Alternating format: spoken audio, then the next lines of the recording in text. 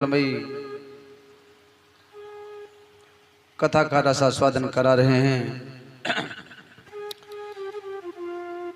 स्वयंभू मनु की 3 पुत्रियां थी।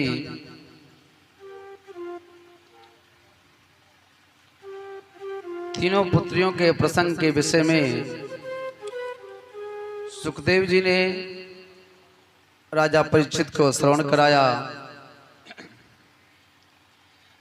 फिर कहते हैं कि देखो, स्वयंभू मनु के 2 पुत्र भी थे। स्वयंभू मनु के 2 पुत्र भी थे। एक का नाम था प्रियव्रत, दूसरे का नाम था उत्तानपाद। उत्तानपाद कहते हैं जीव को। जब जीव माता के गर्भ में उल्टा टंगा रहता है और जन्म लेने के बाद में अपने कर्म के द्वारा संसार में ऊंचा मान सम्मान पद प्रतिष्ठा जो प्राप्त कर ले उसी को कहते हैं उत्तानपाद। प्रत्येक जीव उत्तानपाद होता है। प्रियव्रत उत्तानपादो शत्रुपापते सुतो वासुदेवस्य कलया रक्षायां जगतो स्थितो। और प्रत्येक उत्तानपाद के 2 पत्नी होती। एक का नाम है सुनीति, दूसरी का नाम है सुरुचि। सुनीत का मतलब होता है जो नीति के अनुसार चले, जो शास्त्र के अनुसार कार्य करें, उन्हें कहते हैं सुनीत। और सुरुचि का मतलब होता है जो मन में आवे सो कर डाले, उसे कहते हैं सुरुचि। अब उत्तानपाद के पत्नी का नाम है सुनीति। घर में सब कुछ है, धन दौलत मकान राजपाट, लेकिन संतान नहीं। और शास्त्र कहता है अपुत्रस्त गतिर्नाथ स्वर्गम नयोचा नयोचा। जिनके तरफ संतान नहीं होती है उनकी गति नहीं होती, स्वर्ग की प्राप्ति नहीं होती है। अब इस बात को राजा उत्तानपाद ने कहीं सत्संग में श्रवण किया। एक दिन घर पर पहुंचे, बहुत उदास हैं। महारानी सुनीति ने कहा, स्वामी आपको क्या हो गया है? आजकल आपके मुखारबिंद पर उदासी छाई रहती है। किसी ने आपका अपमान किया है? क्या हो गया है? कोई बहुत विशेष चिंता कर रहे हो क्या? राजा उत्तानपाद कहने लगे, देवी हमारे घर पर सब कुछ है, लेकिन इस घर का कोई वारिस नहीं। कम से कम इस राज प्रशासन को संभालने वाला तो कोई होना चाहिए।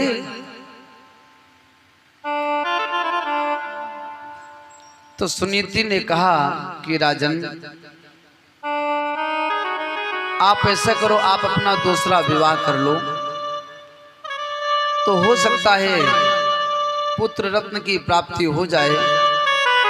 मैं आपको पुत्र नहीं दे सकी तो राजन आप दूसरा विवाह कर लो, तो परमात्मा की कृपा से हो सकता है आपको पुत्र रत्न की प्राप्ति हो जाए। राजा उत्तानपाद ने कहा, देखो मैं दूसरा विवाह नहीं कर सकता हूं। क्यों?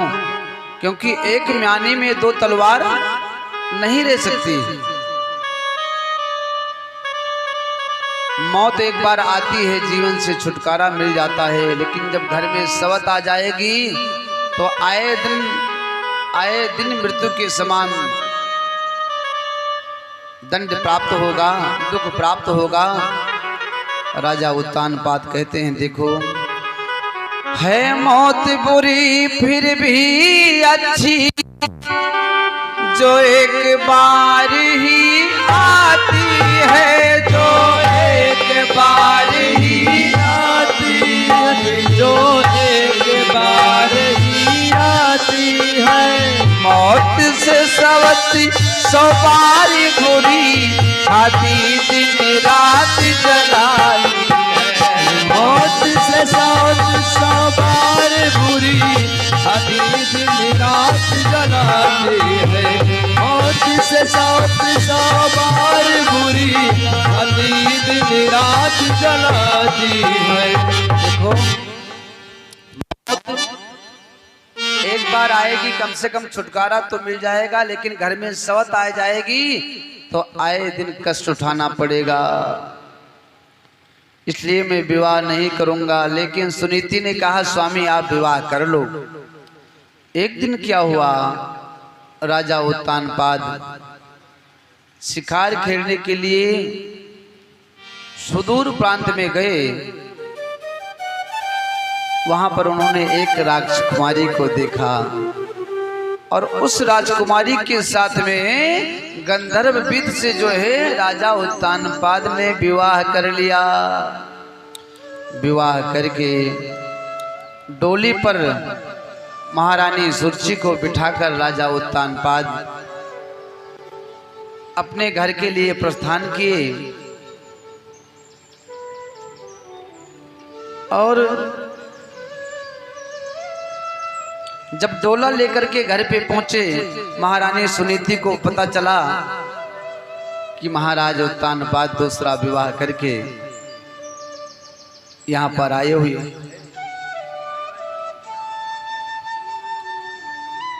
तो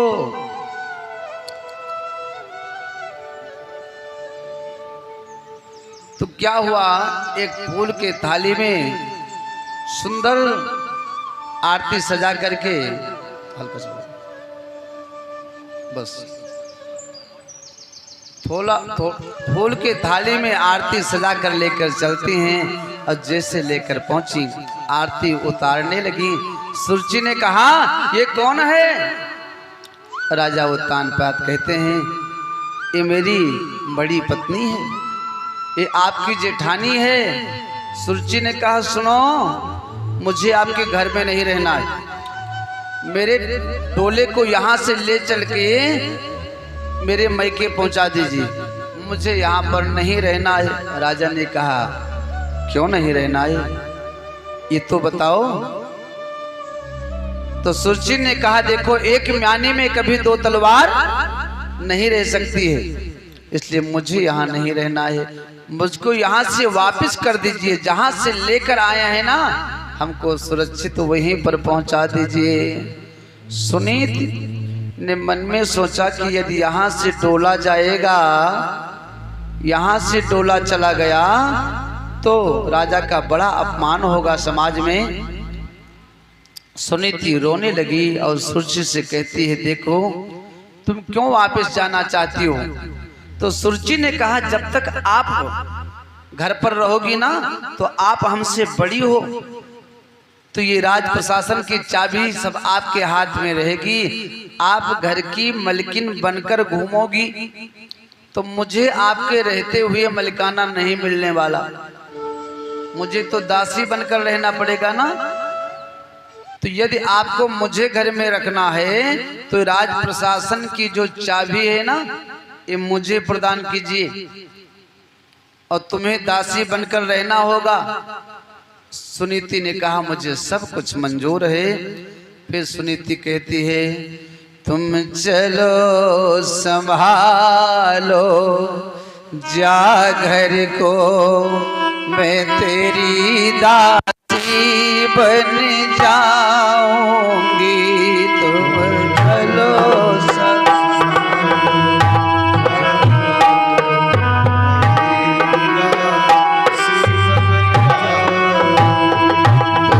चलो संभालो जा घर को, मैं तेरी दासी बन जाऊंगी, तुम चलो संभालो जा घर को, मैं तेरी दासी बन जाऊंगी।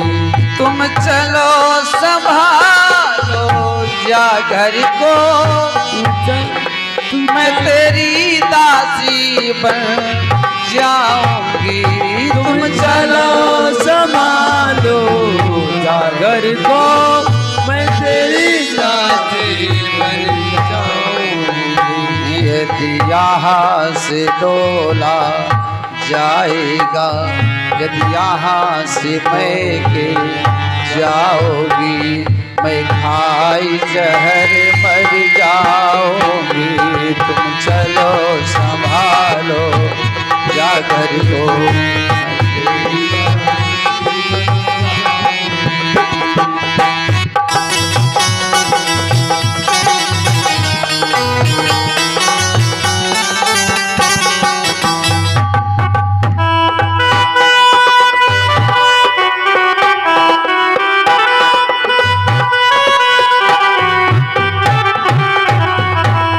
रोटी मोहे देती रहना, मैं तेरा लल्ला खिलाऊंगी।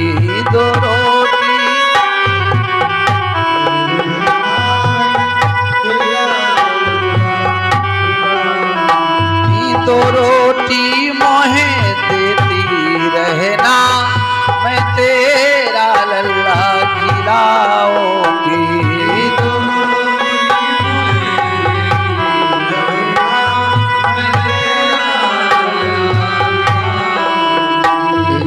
जब तक शयन करो देवी, मैं तेरो चरण दबाऊंगी।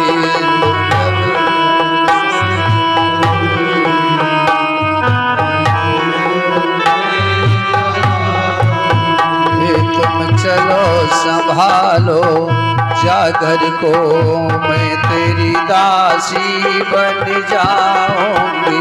तुम चलो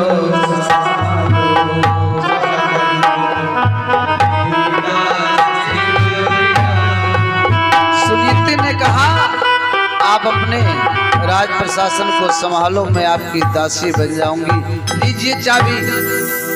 राजघराने की चाबी सुनीति ने अपनी सौत को सौंप दिया और सुरुचि ने चाबी पाने के बाद क्या किया, सुनीति को घर से ही निकाल दिया, बेघर बना दिया।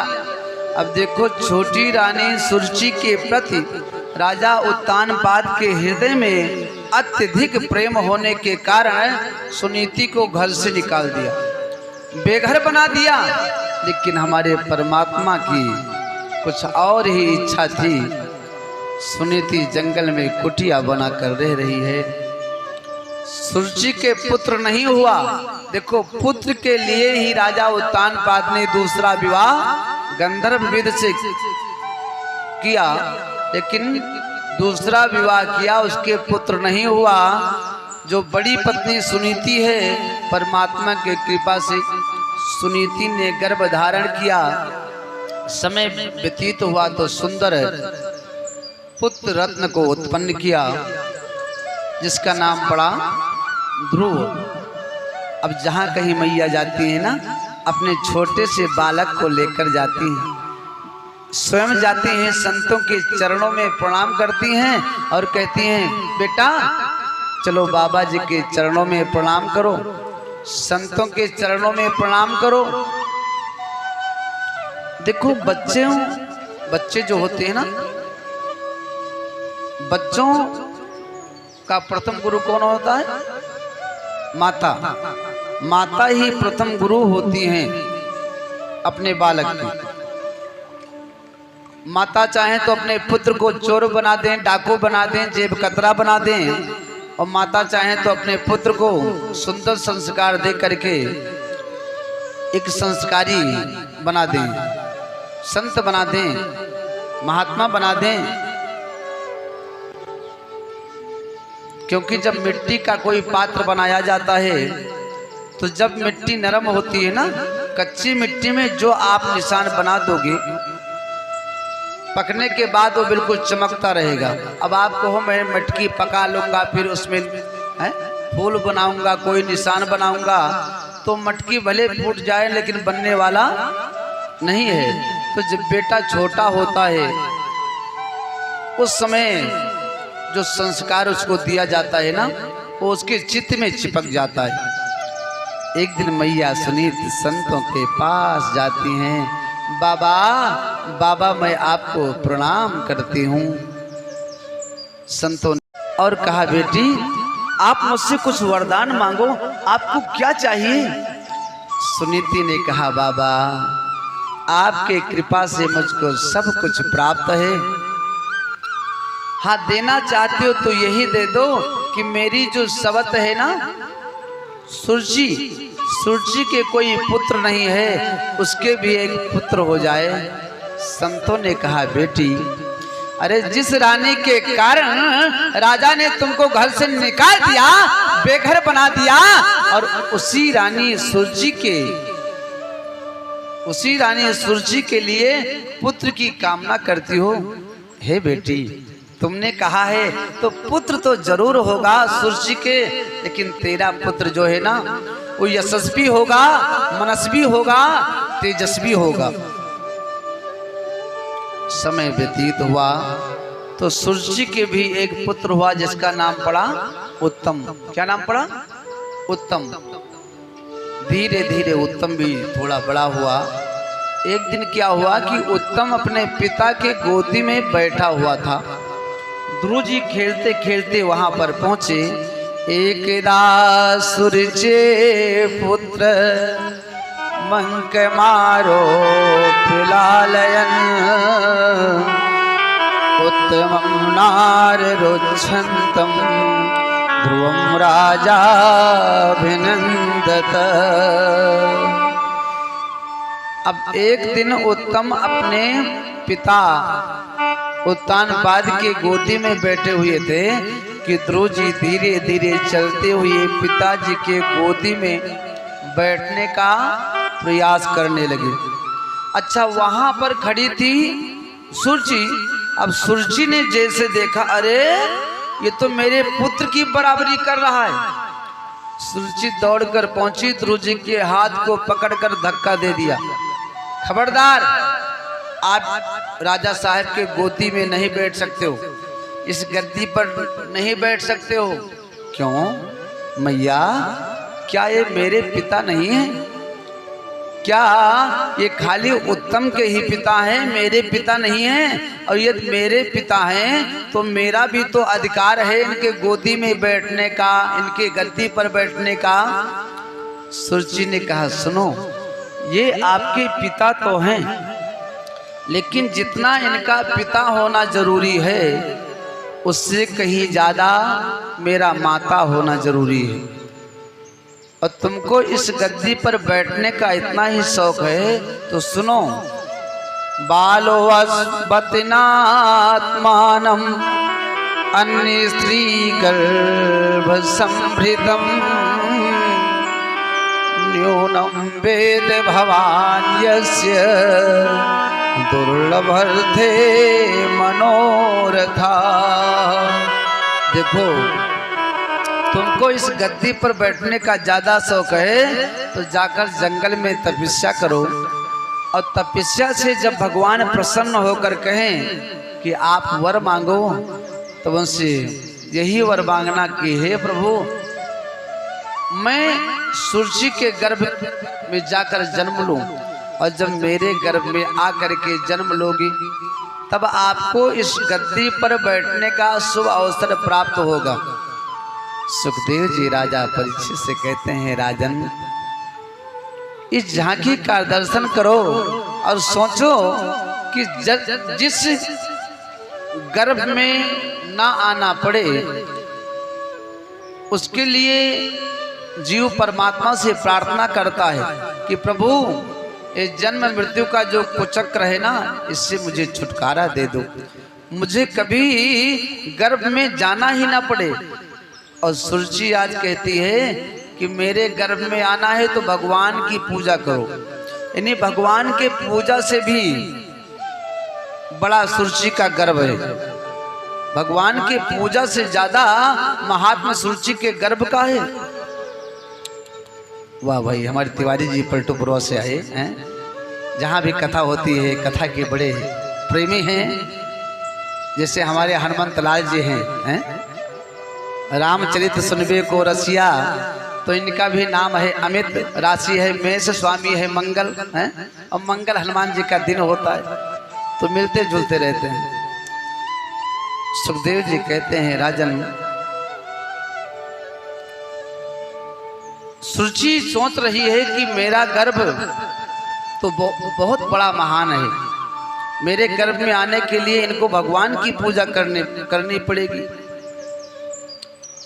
अब सुखदेव जी कहते हैं, जैसे कोई सर्प के पूंछ के ऊपर डंडा मार देना तो सर्प कभी भूल नहीं सकता है, ठीक उसी प्रकार ध्रुव जी लंबी लंबी श्वास लेने लगे और रोते हुए मैया के पास पहुंचे। जैसे सुनीति ने देखा कि मेरा लल्ला रो रहा है, मेरा एकलौता पुत्र रो रहा है, मेरे लल्ला को किसने रुलाया, दौड़कर अपने हृदय से लगा लिया, अंक में भर लिया और कहने लगी, हे पुत्र कि किसने मारा है मेरा दुलारा, इस दुखनी कराज दुलारा,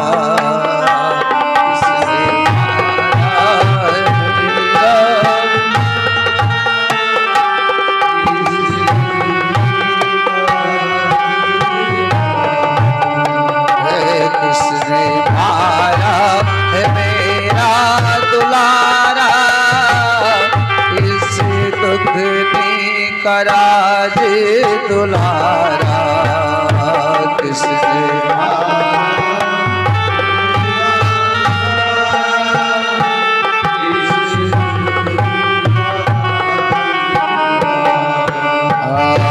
दिन फुटी एक सहारा, इस दुखनी कराज दुलारा,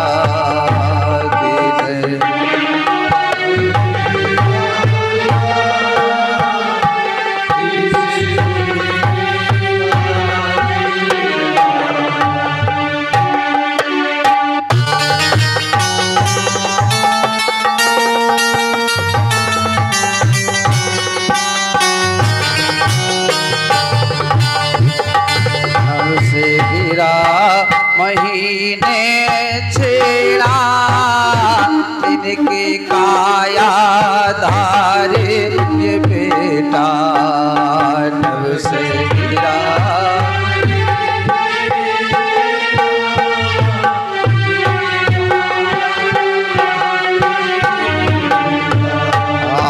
दिन फुटी का एक सहारा, इसे दुखनी कराज दुलारा, किसने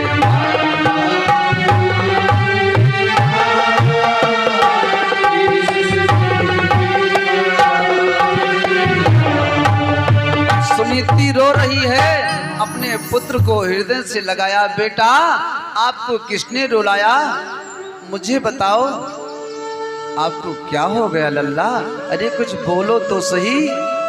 कि रो रो कर ध्रुव ने कहा, अरे अपनी सारी हाल, और हाथ पकड़ माँ ने कहा, यो मती रो रो कर ध्रुव जी ने बताया, मैया मैया कुछ भी हो जाए, छोटी मैया से मैं बदला लेकर मानूंगा।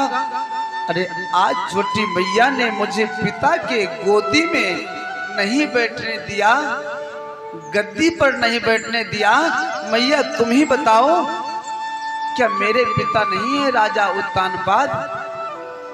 यदि मेरे पिता हैं तो मैं उनके गोदी में क्यों नहीं बैठ सकता हूं?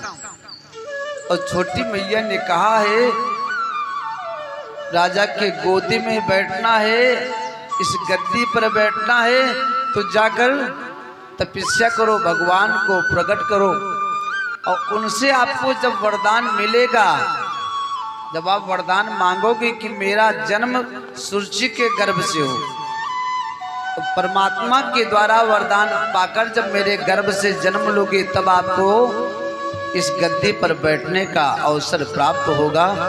तो हे मैया, मैं इसका बदला जरूर लूंगा।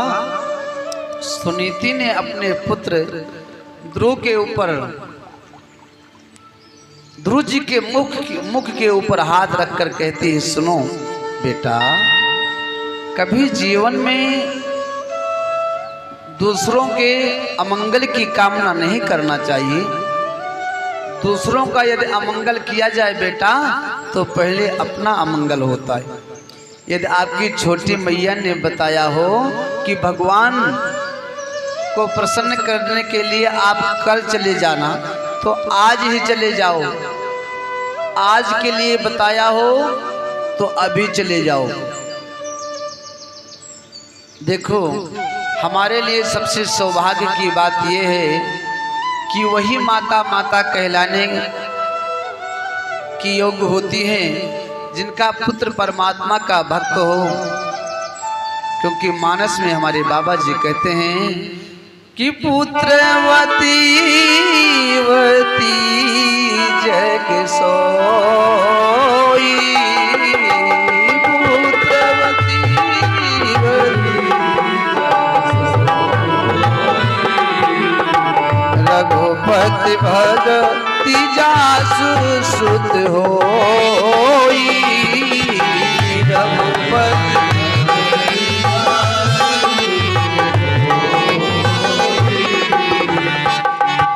देखो, वही माता माता कहलाने की योग्य होती है जिनका पुत्र परमात्मा का भक्त हो।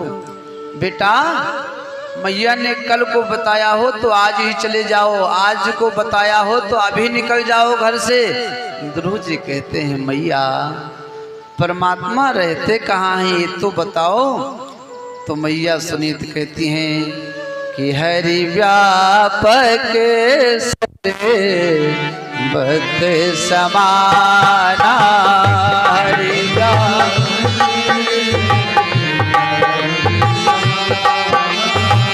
प्रेमत प्रगट होई मैं जाना,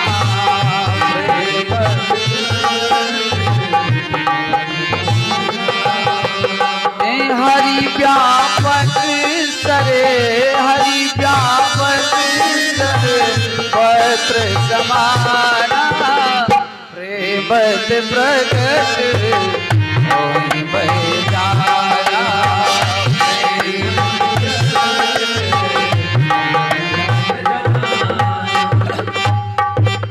अरे मेरी लल्ला, परमात्मा तो सर्वत्र हैं, लेकिन जहां आपका प्रेम पुष्ट हो जाएगा ना, वहीं पर मेरे गोविंद आपको दर्शन दे देंगे। अब ध्रुव जी घर से निकल पड़े। छोटा सा बालक 4.5-5 वर्ष की उम्र में घर से बाहर निकल पड़े। अब रास्ते में मिल गए नारद जी। नारद जी ने सोचा, ओहो, ये बालक तो बड़ा सुंदर है, ये मेरा शिष्य बनने के लायक दिखाई पड़ता है। लेकिन सुनो, पहले परीक्षा लेकर देख लूं, यदि मेरे परीक्षा में पास हो जाएगा तब मैं इसको दीक्षा दूंगा। नारद जी पहुंचे तो ध्रुव जी ने प्रणाम किया। नारद जी ने आशीर्वाद दिया, बेटा आप किसके पुत्र हो? गुरुदेव, मैं उत्तानपाद का पुत्र हूँ। राजा उत्तानपाद का नाम तो आपने सुना ही होगा, और मेरी मैया का नाम है सुनीति। मैं जंगल में जा रहा हूँ भगवान को प्रसन्न करने, उनको प्रकट करने। नारद जी कहते हैं, बेटा अभी आप बहुत छोटे हो, और जंगल में भगवान नहीं रहते हैं, वहां पर बब्बर शेर रहता है। शेर बेटा तुमको नाश्ता कर जाएगा, वहां पर मत जाओ। ध्रुव जी ने कहा, मेरी मैया ने कहा था बेटा परमात्मा सर्वत्र हैं, तो जब परमात्मा सर्वत्र हैं और शेर मुझे ये दिखाई भी ले, शेर मुझे कदाचित खा भी ले तो शेर के पेट में परमात्मा मुझे दर्शन दे देंगे, इतना विश्वास। नारद जी कहते हैं ये बताओ आप घर पर भोजन कैसे करते थे, स्वयं करते थे या आपकी मैया खिलाती थी? यदि स्वयं घर पर आपने भोजन किया होगा तो जंगल में भी बहुत से वृक्षों में फल लगे हुए हैं, तोड़कर आप पा सकते हो। ध्रुव जी ने कहा देखो नारद जी, मैंने कभी स्वयं भोजन नहीं किया। मेरी मैया अपनी गोदी में बिठा करके अपने हाथों से कभी मुझे दाल भात खिलाती थी और कभी दूध भात खिलाती थी। नारद जी कहते हैं भैया वही तो मैं कह रहा हूँ, इस जंगल में तेरी मैया नहीं बैठी है जो अपनी गोदी में बिठा करके अपने हाथों के द्वारा तुमको दाल भात दूध भात खिलाएगी। अरे बेटा वापस चले जाओ। तब ध्रुव जी कहते हैं सुनो, मेरी मैया ने मुझसे ये भी कहा है क्या कि जब दांत नहीं तब दूध दियो, जब दांत नहीं तब दूध दियो, अब दांत भयो कछु और भी देगो, जब दांत नहीं तब दूध दियो, अब दांत भयो कछु और भी देगो, जल में थल में पशु पक्षिन की सुध लेवत है सो मेरो भी ले है, और काहे को सोच करत मन मूरख, और सोच किए कछु हाथ नहीं है। ध्रुव जी कहने लगे सुनो, मेरी मैया ने कहा है हमसे कि बेटा जन्म लेता है बाद में, जैसे गर्भ में बेटा आया कि मात्र स्तनों में परमात्मा दूध की व्यवस्था पहले ही कर देते हैं। बालक जन्म लेता है दांत नहीं होता, लेकिन जब दांत नहीं है तो कुछ खा तो सकता नहीं है, तो परमात्मा उसके लिए दूध की व्यवस्था कर देते हैं।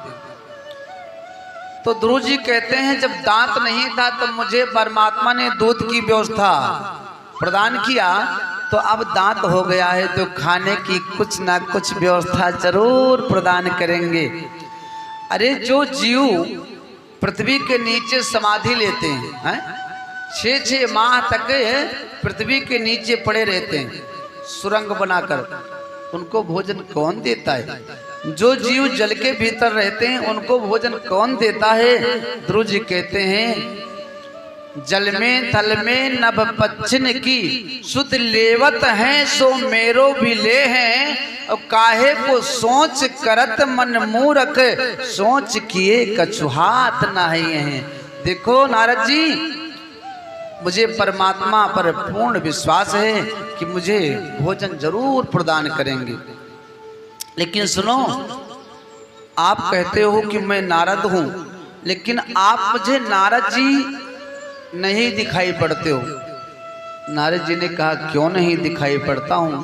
तो ध्रुव जी कहने लगे कि मेरी मैया ने कहा था जिनको नारद जी मिल जाते हैं उनको भगवान दर्शन जरूर देते हैं, लेकिन आप मुझे एक पाखंडी, एक बहुरूपिया दिखाई पड़ते हो, आप नारद नहीं हो सकते हो।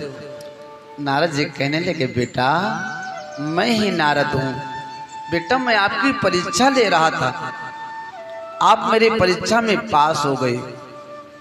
अच्छा देखो, परीक्षा लेकर तभी दीक्षा देना चाहिए। चेला को चाहिए कि दीक्षा लेने से पहले गुरु जी को खूब पहचान ले, और गुरु को चाहिए कि चेले के विषय में खूब जान ले, तब दीक्षा दें। एक बार एक चेला गया, गुरु जी से दीक्षा लिया, तो गुरु जी बोले भैया दीक्षा ले लियो हो, अब आप जाओ। यही जेठ आषाढ़ का महीना था। चेले ने कहा गुरुदेव हमारे घर का नियम है दीक्षा लेने के बाद 1 माह तक गुरु जी की सेवा किया जाता है, उन्हीं के घर पर रहा जाता है। गुरु जी ने कहा ठीक है, फिर आप 1 माह तक यहीं पर विश्राम करो। अब इतने में क्या हुआ, गुरु जी को स्मरण हुआ कि गाय जो बाहर बंधी हुई थी अभी बाहर ही बंधी है, धूप बहुत तेजी से है। तो गुरुदेव ने कहा चेले से, बेटा गाय बाहर बंधी है, धूप लग रही है, बेचारी चिल्ला रही होगी, चीख रही होगी, तो उसको खोल कर लेकर आओ और छाया में कर दो, छाया में बांध दो।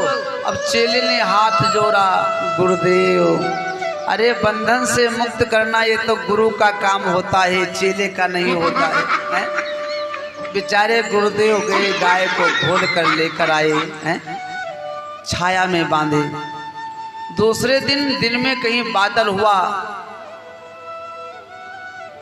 कुछ पानी का आसार बना, तो गुरुदेव ने कहा बेटा शायद पानी बरसने वाला है, तो देखो जो छत के ऊपर कपड़े टंगे हैं ना, उनको उतार कर नीचे ले आओ।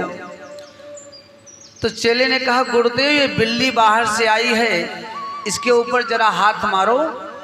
तो गुरुदेव ने कहा इसका क्या मतलब है। चेले ने कहा गुरुजी ये पानी बरस रहा होगा तो बिल्ली का रोया गीला होगा, पता चल जाएगा, फिर मैं जाऊं नाहक में क्यों जीना चढ़ूं। अब गुरुदेव बेचारे स्वयं जा कर के कपड़ों को उतार कर लेकर आए। 2-4 दिन और बीता, कोई दूसरा चेला गुरुदेव से मिलने के लिए आया, बहुत सारी मिठाई लेकर आया, गुरुदेव को मीठा प्रदान किया, दक्षिणा प्रदान किया और कहा गुरुदेव अब मैं चल रहा हूँ। अब वो तो चला गया। अब गुरुदेव ने वही पहले वाले उदंड चेले को गुरुदेव ने पुकारा, बेटा हाँ गुरुदेव क्या आप मीठा खाओगे। चेले ने हाथ जोड़ा, एक पांव के बल पर खड़ा हो गया और कहा गुरुदेव मैंने आपका 2 कहना नहीं माना, ये तीसरा कहना नहीं मानूंगा तो आप नाराज हो जाओगे, लाओ मैं सारा मीठा खा लेता हूँ। तो कुछ चेले ऐसे भी होते हैं, तो नारद जी कहते हैं बेटा मैं इसीलिए परीक्षा ले रहा था, आप मेरी परीक्षा में पास हो गए हैं, लेकिन बेटा ये बताओ क्या आपने किसी से मंत्र लिया, गुरु बनाया। क्योंकि हमारा शास्त्र कहता है क्या कि गुरु बिन भव निध तरय न कोई, गुरु बिन भव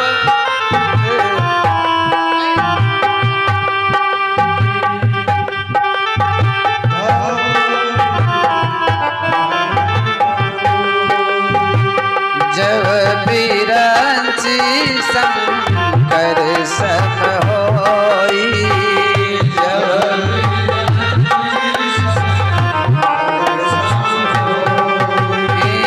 गुरु बिन भाव निध, गुरु बिन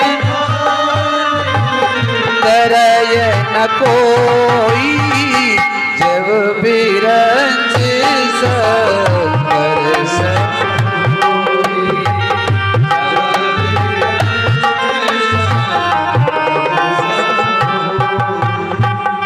गुरु के बिना किसी का कल्याण नहीं हुआ है, चाहे भगवान शंकर ही क्यों ना स्वयं हो।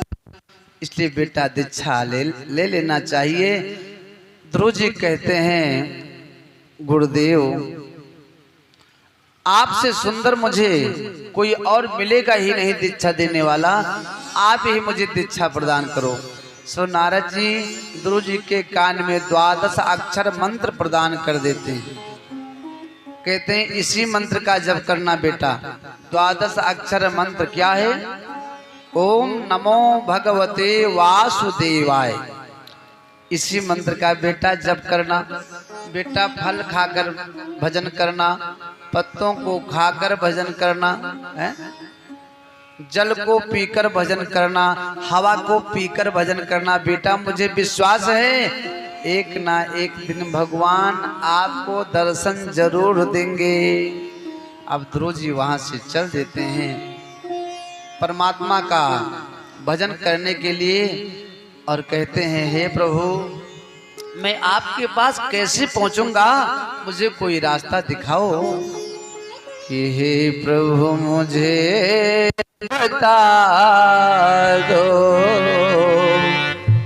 अरे हे प्रभु मुझे बता दो, चरणों में कैसे आऊं, हे प्रभु मुझे बता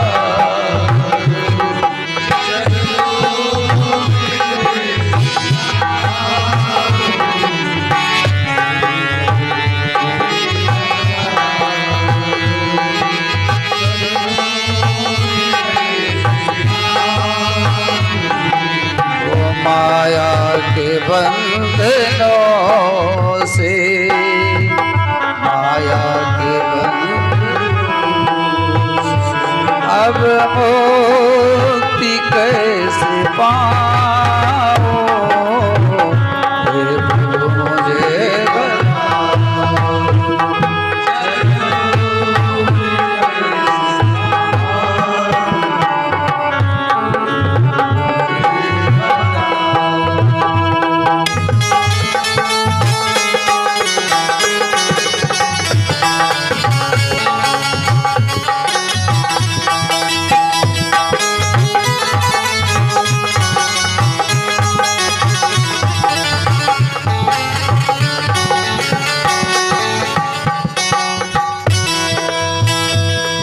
न जानो कोई पूजन, अज्ञान हूँ मैं भगवन,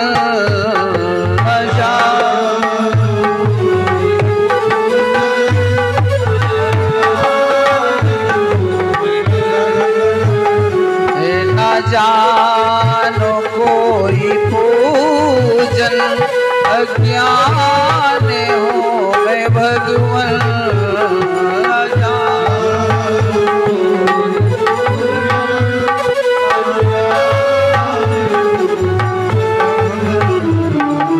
करना कृपा दयालो, करना कृपा, बंधन से छूट जाओ, हे प्रभु मुझे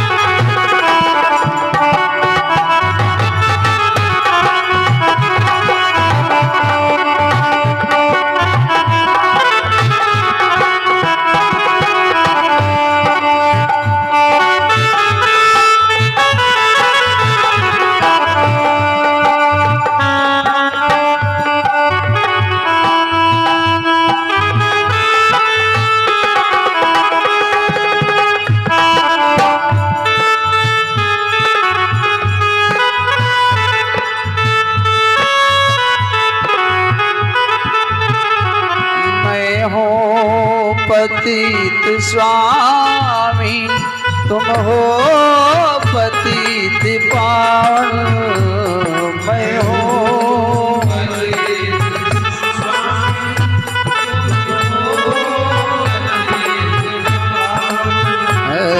मैं हूँ पतित स्वामी, तुम हो पतित पावन, मैं हूँ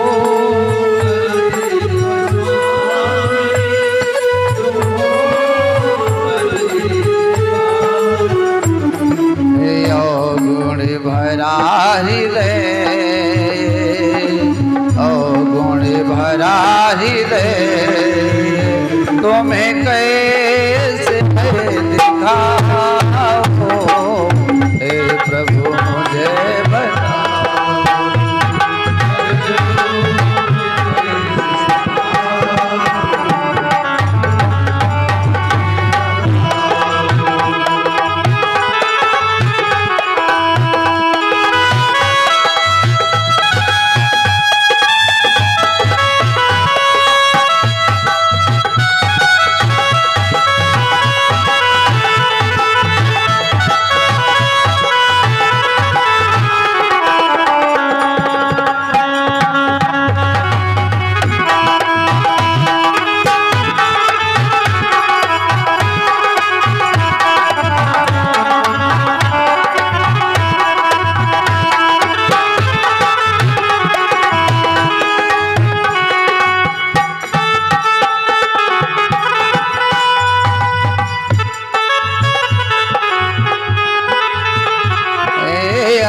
अच्छा हो या बुरा हो, जैसा भी हो तुम्हारा, अच्छा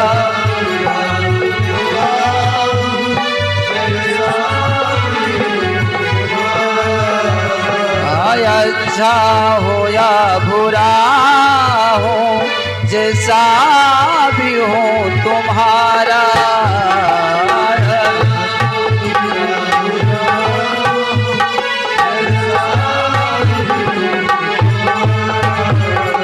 ठुकराओ ना मुझे अब, ठुकराओ चरणों में सिर झुकाओ, मुझे बताओ।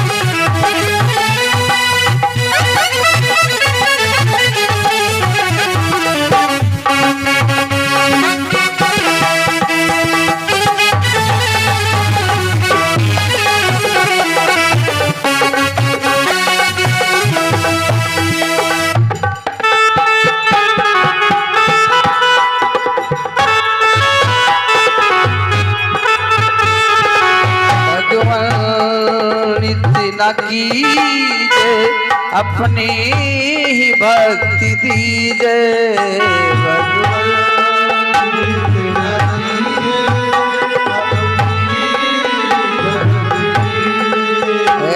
भगवान तू इतना कीजे अपनी ही भक्ति दीजे, भगवान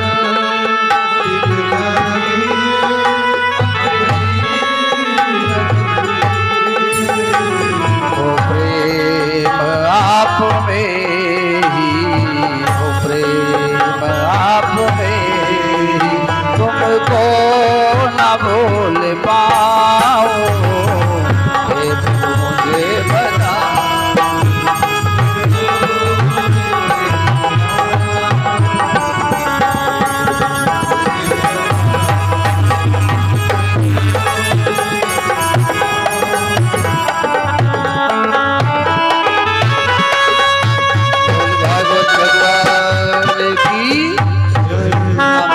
परमात्मा के नाम का स्मरण करते हुए पहुंचे वट वृक्ष के नीचे, खड़े होकर परमात्मा के नाम का भजन करते हैं। भजन का प्रथम माह चल रहा था, 3 दिन तक कुछ नहीं खाए। तीसरे दिन सूर्यास्त के बाद में वृक्ष के फल को तोड़कर खा ली। भजन का दूसरा महीना जब प्रारंभ हुआ तो 6 दिन तक कुछ नहीं खाए। 6वें दिन वृक्ष के पत्तों को तोड़कर खा ली। तीसरा महीना जब भजन का लगा तो 9 दिन तक कुछ नहीं खाए। 9वें दिन जल पीकर रह गए। तीरातांत्रे प्राप्ते कपित्ति बदिरासना आत्मवृत्ति नुसारेण मासे नित्यम वर्जयम् हरिम। प्रत्येक महीने में उपवास का 3-3 दिन बढ़ने लगा, लेकिन जब 5वां महीना लगा तो पंचमे मास नित्यात जित श्वासो जितेंद्रिया। जैसे 5वां महीना लगा तो ध्रुव जी ने अपने श्वास को जो है रोक लिया, ब्रह्म रंध्र पर चढ़ा लिया। सारे देवता व्याकुल हो गए। अग्नि, वरुण, कुबेरा, इंद्र आदि देवता ब्रह्मा जी के पास पहुंचे। पाहि माम प्रभु मेरी रक्षा करो। ब्रह्मा जी ने कहा क्या हुआ? अरे प्रभु मैं सांस नहीं ले पा रहा हूं, कोई उपाय कीजिए। तो ब्रह्मा जी कहते हैं देखो, नैवं विदामो भगवन प्राण रोधम चराचरस्याखिल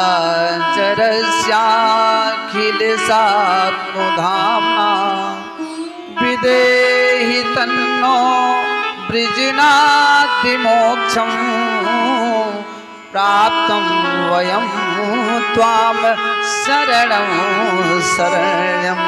ब्रह्मा जी ने कहा, हे देवताओं, जैसा मैं आज देख रहा हूँ जीवन में ऐसा कभी नहीं देखा था। आप लोग सांस नहीं ले पा रहे हो ना, वही दशा हमारी भी है। चलो नारायण के पास। जब ब्रह्मा जी देवताओं को लेकर नारायण के पास पहुंचे, प्रभु हम लोगों के श्वास अवरुद्ध हो रहे हैं, कोई उपाय करो नहीं तो प्राण निकल जाएंगे। नारायण ने कहा, मेरा छोटा सा लल्ला, मेरा छोटा सा भगत अपने श्वास को रोक लिया मेरे दर्शन के लिए। चलो मैं दर्शन देता हूँ, सब ठीक हो जाएगा। अब जिस झांकी को अपने हृदय में ध्रुव जी बसाकर परमात्मा का चिंतन नेत्र को बंद करके कर रहे थे, उसी रूप में हमारे प्रभु प्रकट हो गए। बोल लक्ष्मी नारायण भगवान की। अब जैसे प्रभु प्रकट हुए तो उनके हृदय से, ध्रुव जी के हृदय से झांकी अंतर ध्यान हो गई। अब परमात्मा सामने खड़े हैं, ध्रुव जी देख रहे हैं लेकिन बोल कुछ नहीं सकते। वो ज्ञान ही नहीं है कि वो स्तुत कर सके।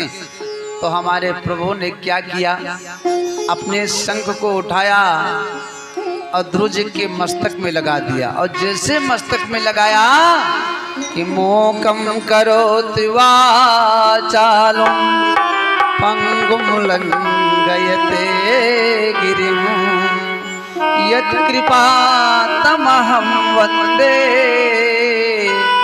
परमानंदम माधवम। देखो, यदि नारायण की कृपा हो जाए तो मोकम करोत वाचालम, जो गूंगा होता है वो बोलने लगता है। पंगुम लंघयते गिरिम, जो लंगड़ा हो वो पहाड़ पर चढ़ जाता है।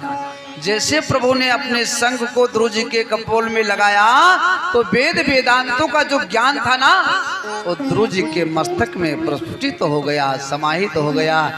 तब ध्रुव जी कहते हैं, हे प्रभु, आप पार ब्रह्म परमेश्वर हो।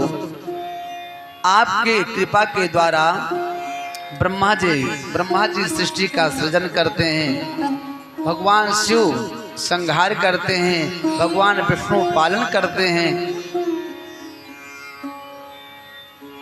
भगवान सूर्य देवता संसार को अपने प्रकाश से प्रकाशित करते हैं। और जो वनस्पतियों के अधिष्ठात्र देवता हैं चंद्रमा, वो शीतलता प्रदान करते हैं, पवन देवता हवा प्रदान करते हैं। ये सब आपकी कृपा से होता है। हे प्रभु, बिना आप के कृपा के वृक्ष के एक पत्ते भी नहीं हिल सकते हैं। भगवान कहते हैं, बेटा ये प्रार्थना बाद में करना, अब मैं आपको कुछ वरदान देना चाहता हूँ, क्या चाहिए? ध्रुव जी ने कहा, प्रभु मुझे कुछ नहीं चाहिए। नहीं, कुछ तो लेना होगा।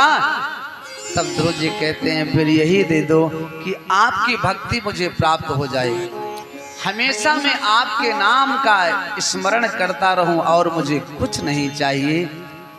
नारायण ने कहा, बेटा वो तो आपको अनायास प्राप्त ही है, पहले आप अपने घर पर जाओ, राज प्रशासन को संभालो। जंगल में आने का मुख्य उद्देश्य था कि कुछ भी हो जाए मैं अपनी छोटी मैया को राजगद्दी पर बैठकर दिखाऊंगा। तो बेटा पहले जाओ, प्रशासन को संभालो, राजपाट का देखभाल करो।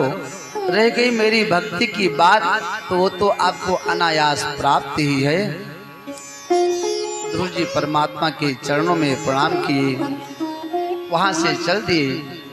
और जब घर पर पहुंचे तो सबसे पहले अपनी छोटी मैया के पास जाते हैं, चरणों में सिर रख देते हैं, कहते हैं, मैया आप ये मुझे कटु वचन नहीं कहती ना, तो आज मुझे गोविंद का दर्शन नहीं होता। फिर जाते हैं पिताजी के पास। राजा उत्तानपाद से कहते हैं, पिताजी यदि छोटी मैया के प्रति आपके हृदय में अत्यधिक स्नेह नहीं होता तो आप मुझे जंगल में नहीं जाने देते। और अंत में जाते हैं अपनी मैया सुनीति के पास, चरणों में गिर जाते हैं, किलकारी लेकर ध्रुव रोने लगते हैं, नेत्रों से आंसुओं की धार बहने लगती है और कहते हैं, हे मैया, मैं परमात्मा से यही प्रार्थना करूंगा कि देखो जैसे मुझको आप प्राप्त हुई हो ना, ऐसे हर बच्चे को आप जैसी माँ प्राप्त हो। आपने मुझे बचपन में सुंदर संस्कार नहीं दिया होता तो मैया आज मुझे गोविंद का दर्शन नहीं होता। उत्तानपाद अपनी पत्नी सुरुचि से कहने लगे, देखो मेरा बेटा कितना संस्कारी, आपने घर से इसको भगा दिया, बेघर बना दिया, फिर भी सबसे पहले आपके चरणों में आकर प्रणाम किया।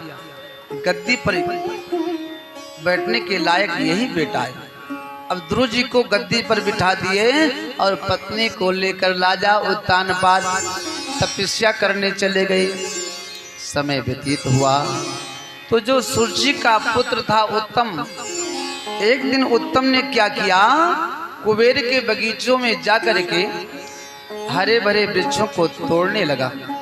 तो कुबेर के जो यक्ष थे उन यक्षों ने कहा, देखो आप एक राजकुमार हो और इन हरे भरे वृक्षों ने आपका क्या बिगाड़ा है, आखिर इनको क्यों तोड़ना चाहते हो।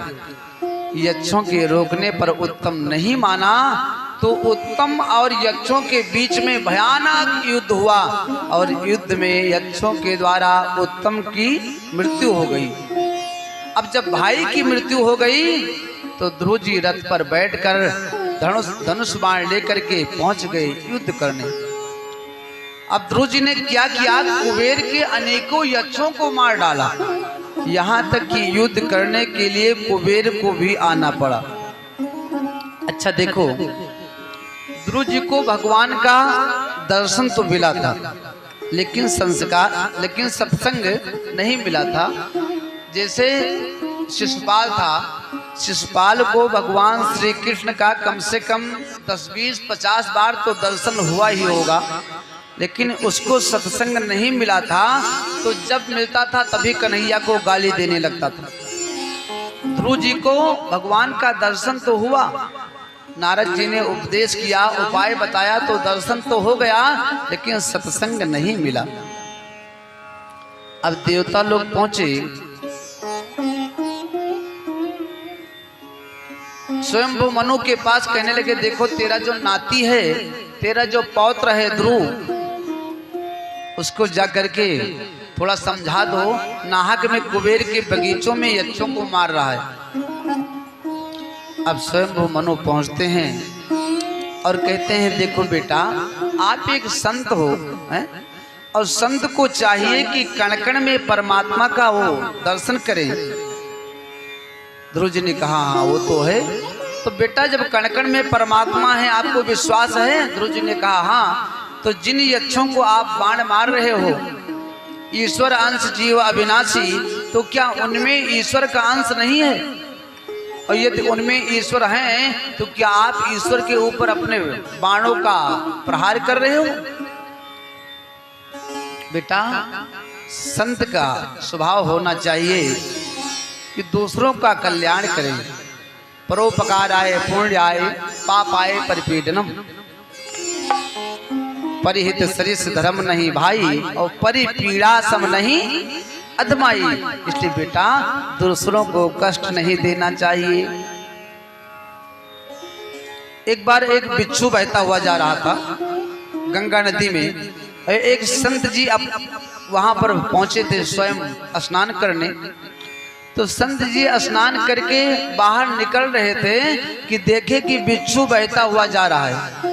तो बिच्छू को निकालने के लिए संत जी ने हाथ को नीचे किया, जल में डाला, बिच्छू को निकालना चाहा, बिच्छू ने डंक मार दिया, हाथ हिल गया, बिच्छू नीचे गिर गया। दोबारा फिर निकालने का प्रयास किया, फिर बिच्छू ने डंक मार दिया, फिर हाथ हिल गया, फिर बिच्छू नीचे गिर गया। अच्छा, वहां पर एक ही व्यक्ति बैठा हुआ था। उसने कहा, भैया अरे बह जाने दो ना, अरे आप बार बार प्रयास करते हो इस बिच्छू को निकालने का, और ये बार बार आपको डंक मारता है, आप तो इसके साथ में अच्छा कर रहे हो ना, लेकिन फिर भी आपको डंक मार रहा है। तो संत जी ने कहा, सुनो, बिच्छू का स्वभाव है पकड़ने वालों को डंक मारना, और संत का स्वभाव है बहते हुए को बाहर निकालना। तब जब ये 5 ग्राम का बिच्छू अपने स्वभाव को नहीं छोड़ सकता है, तब ये 80 किलो का संत अपने स्वभाव को कैसे छोड़ सकता है। इतना कहकर जब संत ने बिच्छू को निकाला तो डंक नहीं मारा। तो स्वयंभू मनु कहते हैं, बेटा आप एक संत हो, यक्षों के स्वभाव में आपके स्वभाव में फर्क होना चाहिए, अंतर होना चाहिए। आप एक संत हो, आपको ये सब करना शोभा नहीं देता है। और संत का हृदय जो होता है ना, वो मक्खन से भी चिकना होता है, क्योंकि गोस्वामी जी कहते हैं कि संत हृदय नव नीत समाना,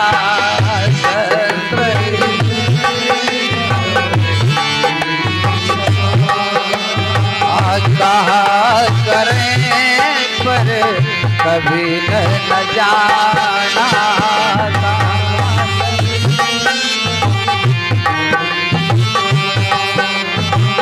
निज परिताप द्रव्य नवनीता, निज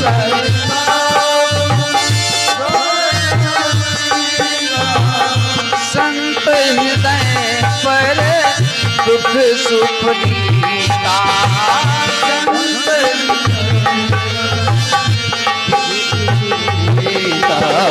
संत हृदय नवनीत समाना, संत हृदय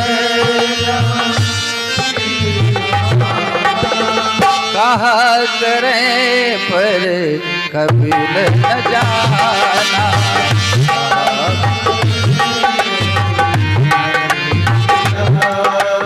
देखो, गोस्वामी जी कहते हैं कि संतों ने, कवियों ने कहा है कि संत का हृदय मक्खन के समान होता है, लेकिन गोस्वामी जी कहते हैं वो कभी लोग जान नहीं सके, वो समझ नहीं सके। मक्खन को पिघलाने के लिए अग्नि की आवश्यकता होती है, लेकिन जो संत होते हैं ना, वो दूसरों के दुख को देख करके स्वयं द्रवित हो जाते हैं, पिघल जाते हैं। इसलिए संत का जो हृदय होता है वो मक्खन से भी कोमल होता है। बेटा आप एक संत हो, आपको ये शोभा नहीं देता है यक्षों को मारना। अब स्वयंभू मनु के समझाने पर ध्रुव जी ने युद्ध का त्याग कर दिया, जंगल में जा करके तपस्या किए। और जब भगवान के पार्षद विमान लेकर पहुंचे, इतने में एक देवी जी आ गई। ध्रुव जी ने कहा, मैया आप कौन?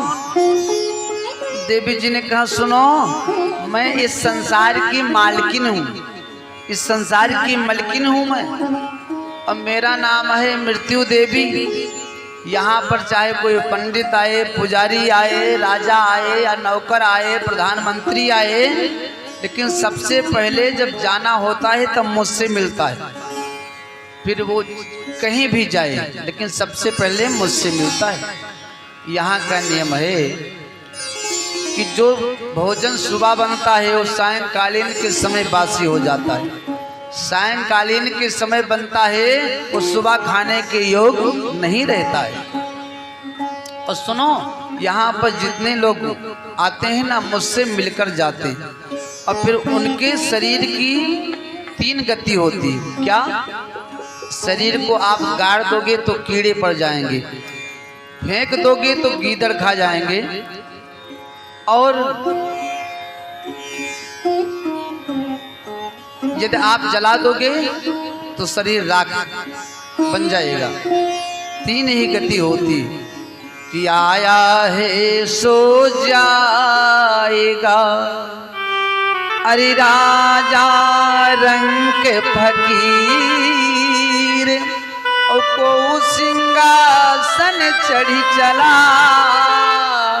को बंधा जात जंजीर। जो आया है उसका जाना सुनिश्चित है। अब वो अच्छा कर्म किया होगा तो विमान पर बैठ कर जाएगा, बुरा कर्म किया होगा तो यमराज के दूत हाथ में जो है हथकड़ी लगाकर घसीटते हुए उसको लेकर जाते हैं, नरक में डाल देते हैं।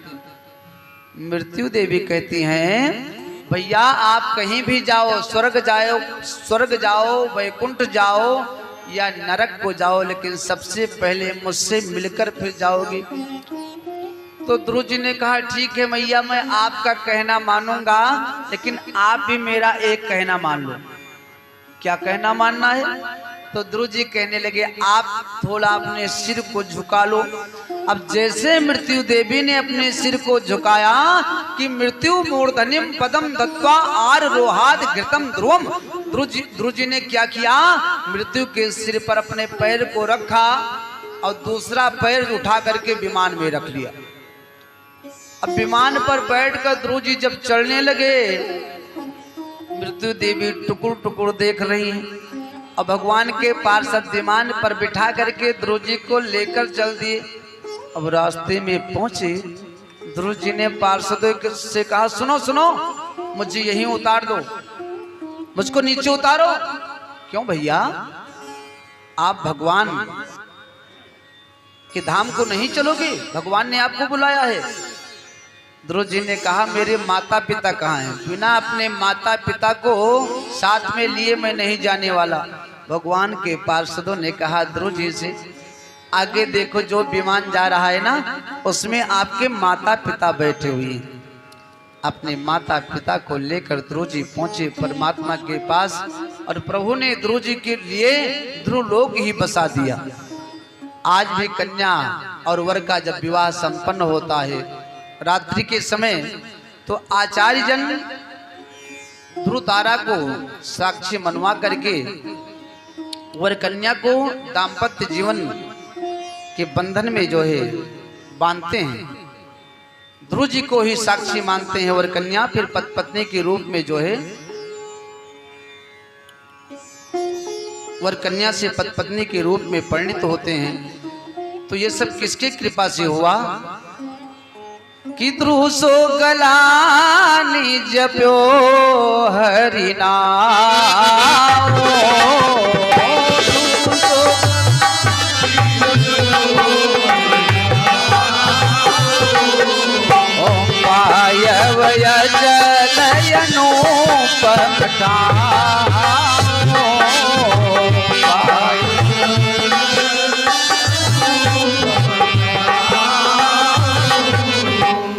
ये सब किसके कृपा से हुआ? नारद की कृपा से। संत नारद ने समझाया और स्वयंभू मनु इन संतों का संस्कार मिलने के बाद ध्रुव जी आज भी ध्रुव लोक में चमक रहे हैं। इसलिए सज्जनों संतों का संग जरूर करना चाहिए, सत्संग जरूर करना चाहिए कि संतन के संग लाग रे।